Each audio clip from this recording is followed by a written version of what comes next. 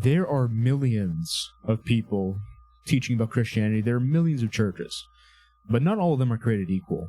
Some of them are destroying your brain, and some of them are making your life significantly worse, and you won't even realize it until it's too late. So, I won't be able to speak about literally everything, but I will be talking about one very important thing for Christian men, and that is castration by doctrine. Alright, we are living in some sense, it's the biggest spiritual crisis we've had in a long time, because you could speak of many other spiritual crises, but it's very interesting because people would always say, God exists, but I'm going to do this anyways. Now people are just saying God doesn't exist. So it's unique in that sense, and so that's the big battle, right? But there's a small one within that, which is very important for us men, and that is basically castration. You don't know what castration is. Castration is getting your balls chopped off, and that's what keeps happening within this modern Christian spaces. And I'm not just talking about the LGBTQ churches. Okay, those are their own problem. Okay, those are their own whale of the tail. But what I am talking about is the typical non-denominational church you might go to. Don't worry, everything I say will be free, but I will suggest very heavily that you join my Discord because you can get one-on-one access with me. You can ask me a question on there. I will answer it in there as of now, at least. It's not too crazy yet. And you also gain access to uncensored information in Discord channel, which I cannot share on YouTube. There's also more general, broad information and niche information on different subjects that are not touched on in this video, most likely. Being said, find that in the description. Let's get back to the video. Now, I have a lot of views on Protestant, Catholic, Orthodox. I wouldn't really consider myself a Protestant, but, I guess if I were to lay my beliefs down on a map, you may say it's a Protestant belief system. But I'm just saying non-denominational because I believe most of you guys watching this are either from a non-denominational church or just a regular church you might go to down the street.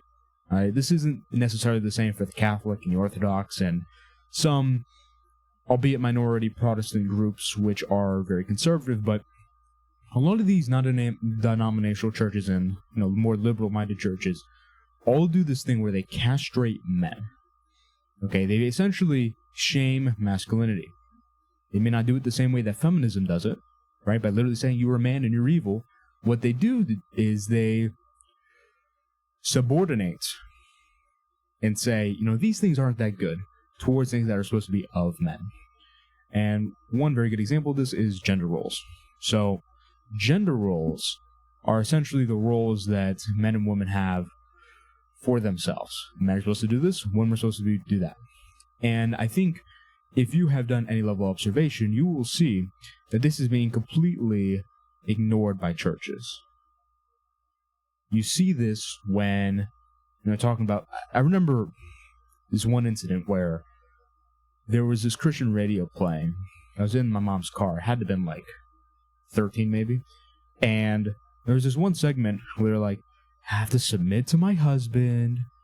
And I also recall going to non-denominational service a while ago, a long time ago. I don't go to that church anymore.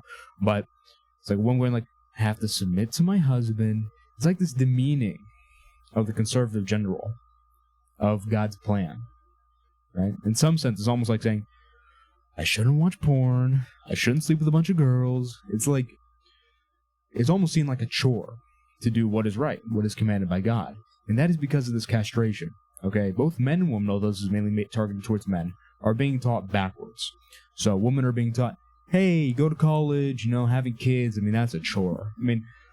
Even the Christian woman I see on occasion and speak to on occasion, they say, for the most part, I don't want to have too many kids, it's just a lot of work.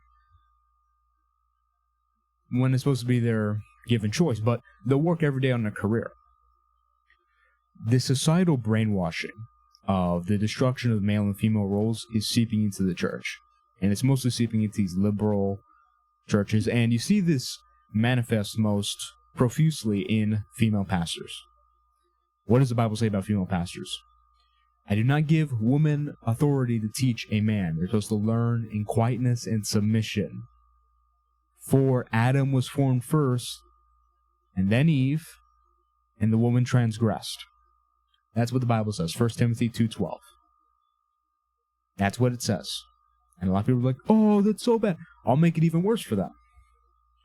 The Bible, I mean, you take this however you want, has a chauvinistic account of how things happen. Chauvinism is like this super like misogynist view, seeing that like women serve men.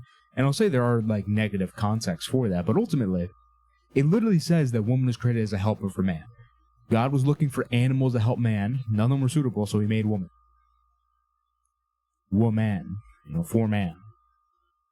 From the rib of man. And the serpent targeted the woman. Now, this doesn't mean women are terrible. Of course not. It just means it's not in their role to do these type of things. It's not in their role to be, going down to men saying, like, you should be like this, you should be like that. And that's the conservative woman problem I've talked about in the past. Whereas, like, these conservative influencer women are like trying to tell men what to do and whatnot. It's like, well, the whole point is that, you're not supposed to be in this position of authority. That's kind of the whole point of these conservative ideas, right? And again, are they wrong about everything? No. Are they just women and bad people? No, but it's a interesting allegory for how society has changed. For the worse, if you're a Christian. But it is not all for lost. Okay? We're not totally screwed. There is a light at the end of the tunnel in this situation, and that is be unapologetically masculine. Okay?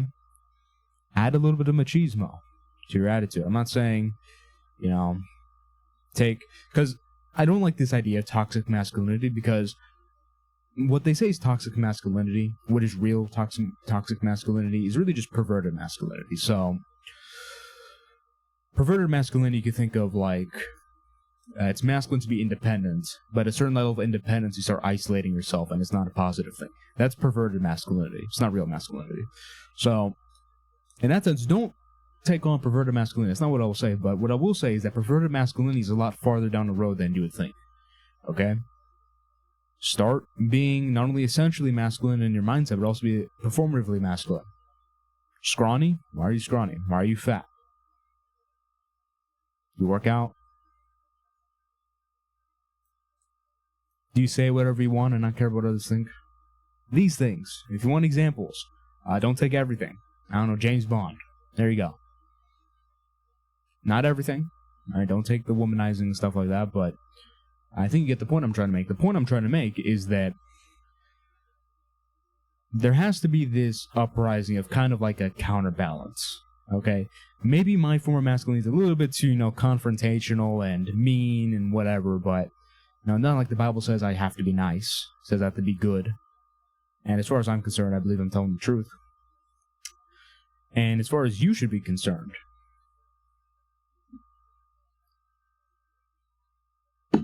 there's a crisis going on, and you can contribute to stopping it and helping it out. But you may say, it's so difficult. How could I do these things? I'm a loser, or whatever you may say about yourself. Say join my Discord. You get one-on-one help with anything you'd like for free. But that aside, start looking into what the Bible says about men. Start looking at the traditional conservative gender role for men. Watch the rest of my videos. And you'll start to see what you're supposed to do, how you're supposed to be, and you can start living that out. And that could be how you can contribute to how you can start embodying the roles that God called you to.